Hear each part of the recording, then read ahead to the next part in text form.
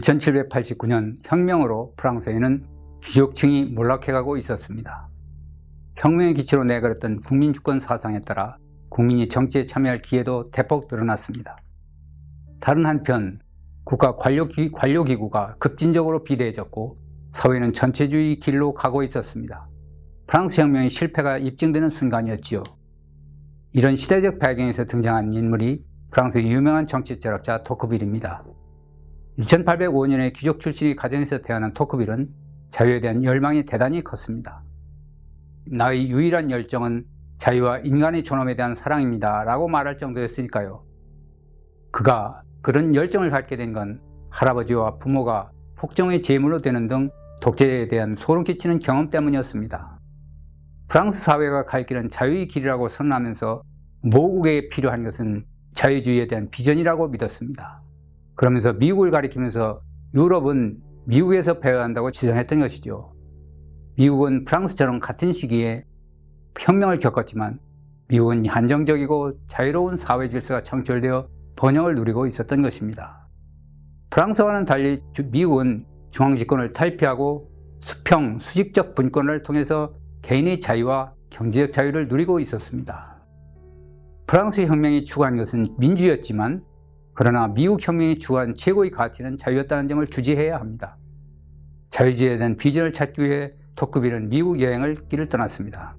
귀국 후 여러 해 동안 연구를 거듭하고 쓴 것이 1848년에 발간된 미국 민주주의입니다. 26세의 젊은 토크빌이 미국에 도착하자마자 목격한 건 신분에 따른 법적 특권, 차별 없는 수평적 사회였습니다. 차별적 신분을 핵심으로 하는 귀족 사회에서 자라온 그에게 그런 사회는 신선한 충격이었습니다.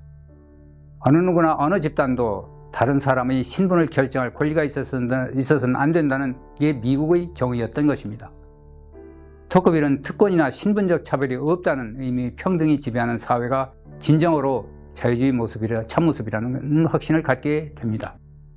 그러나 토크빌은 그런 평등과는 반대로 상이한 사람을 똑같이 만드는 평등은 자유의 치명적이라고 주장했던 것입니다.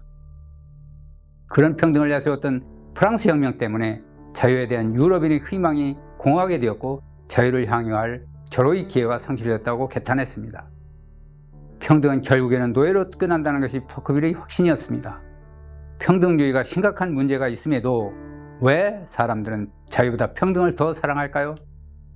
자유에서 얻어지는 편익은 오랜 시간이 지나야만 하지만 평등에 의한 이익은 즉각적으로 나타나고 평등에 약이 되는 이 악은 서서히 노출되기 때문이라는 게 토크빌의 인식이었습니다.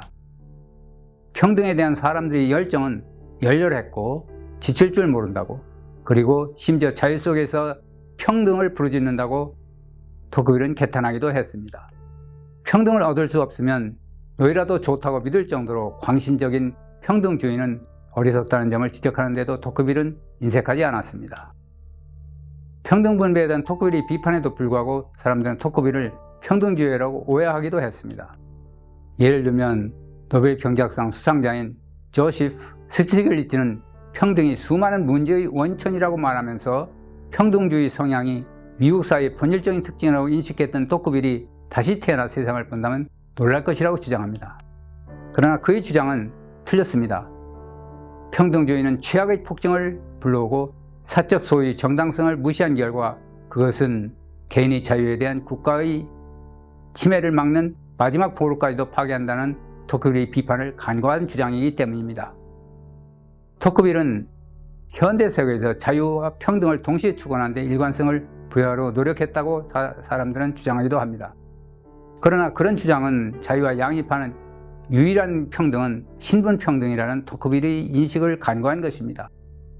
그 젊은 프랑스인을 열광시킨 것은 정부의 규제가 없는 자유로운 미국인들의 상업활동이었습니다.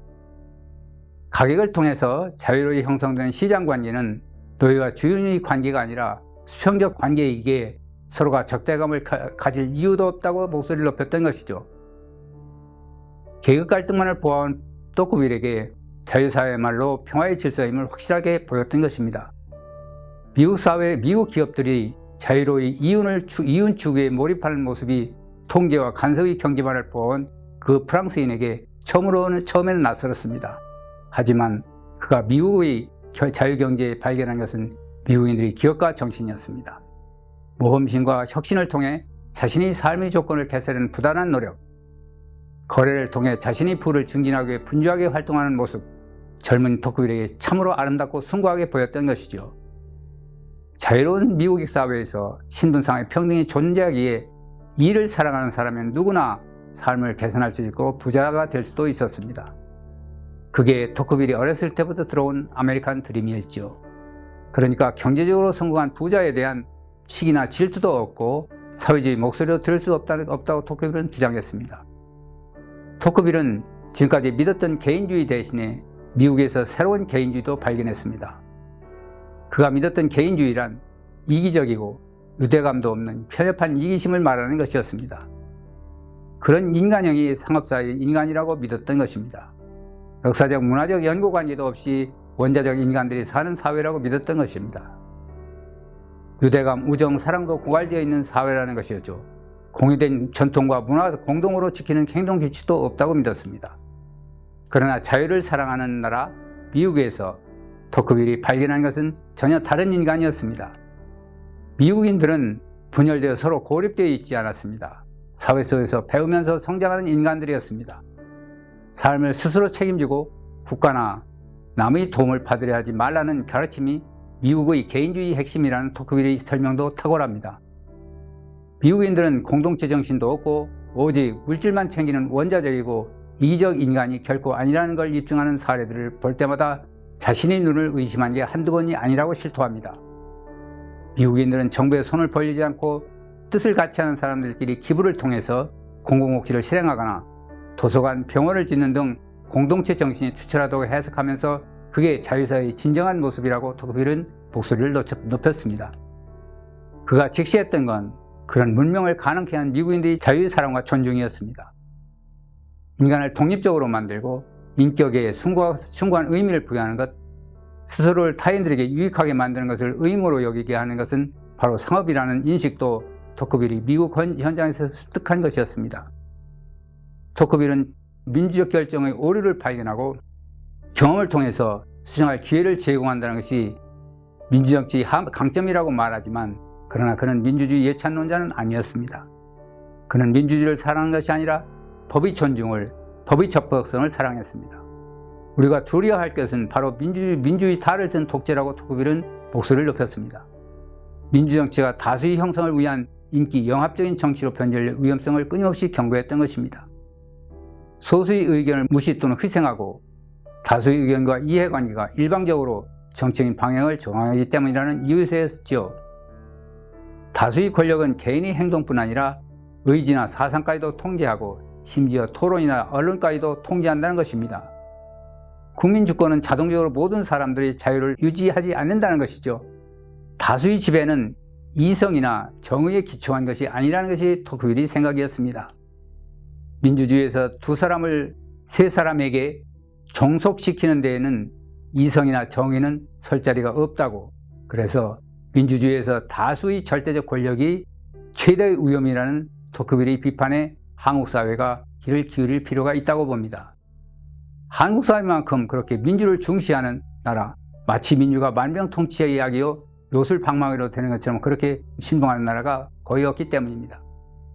자유로운 제도를 붕괴시키고 소수파를 궁지에 몰아넣어 소수파로 하여금 물리적 힘에 호소하게 만드는 것이 다수의 지배라는 주장에서 토크빌의 민주주의 비판은 정점에 도달하고 있습니다. 토크빌이 좋은 정부란 우리가 바라는 것을 할 수 있게 하고 우리 소유물을 평화롭게 이용할 수 있게 하는 정부라고 선언한 것은 결코 우연이 아닙니다. 소득의 급격한 증대와 빈곤의 해소 등 성장하고 번영하는 미국 사회의 힘의 원천도 자유시장과 분권화, 제한된 정부를 핵심으로 하는 자유주의라는 토크빌은 목소리를 높였던 것이죠. 토크빌은 미국의 자유주의에서 인류 문명의 강력한 힘을 보았던 것입니다. 자유를 사랑하는 미국이 세상에서 가장 밝은 희망이라고, 그래서 인류의 미래는 미국에 달려있다는 말로서 미국 여행의 끝을 맺습니다. 흥미롭게도 토크빌은 공동체 정신으로 무장된 계몽된 이기심, 전통과 종교, 관습과 같은 자생적 질서, 제한된 정부 등으로 자신의 사상을 개발하고 있다는 사실점을 우리는 직시해야 합니다. 토크빌의 자유주의 사상은 한때는 반자유주의 등장을 억제하고 자유사상을 확산하기 위한 중요한 지적 무기였습니다. 그러나 토크빌은 19세기 말 이후부터 잊혀지기 시작했다가 20세기 사상은 흔적도 없이 사라지고 맙니다. 그러나 공산주의, 파시즘, 나치즘 등 가혹한 폭증을 불러왔던 사회주의 이념이 20세기 동안 수천만 명의 목숨을 앗아갔지요. 복지국가는 조세와 규제로 수억의 인구를 빈곤과 노예로 만들었던 정치사적 사실을 우리는 기억할 것입니다. 이런 상황에서 사회주의는 노예의 길이라고 예측하여 적중시킨 하이에크가 20세기 중반에 등장하여 자유를 사랑하는 미국이 인류의 희망이라고 예측한 토크빌을 잠에서 깨웠습니다. 프랑스의 유명한 사회학자 레이몽 아롱도 현대사회의 문제에 대한 진단과 해법으로서 토크빌 사상의 탁월성을 새롭게 조명했습니다. 민주정부라도 정부의 권력은 헌법을 통해 제한해야 한다는 헌법주의 등장은 그의 강력한 영향이 아닐 수 없습니다. 한국에서 토크빌을 잠에서 깨워 한국이 나아갈 길을 물었던 인물은 서병훈 교수라는 것도 기억을 해야 합니다.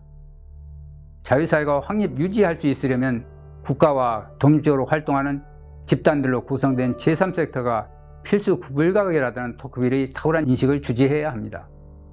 시민사회라고도 부르는 제3섹터를 구성하는 집단은 교회, 지역공동체, 자선단체, 마약퇴치운동, 청소년 보호단체, 의료봉사단체 등 개인과 국가의 중간에서 공공재화를 공급하는 자율적인 집단입니다.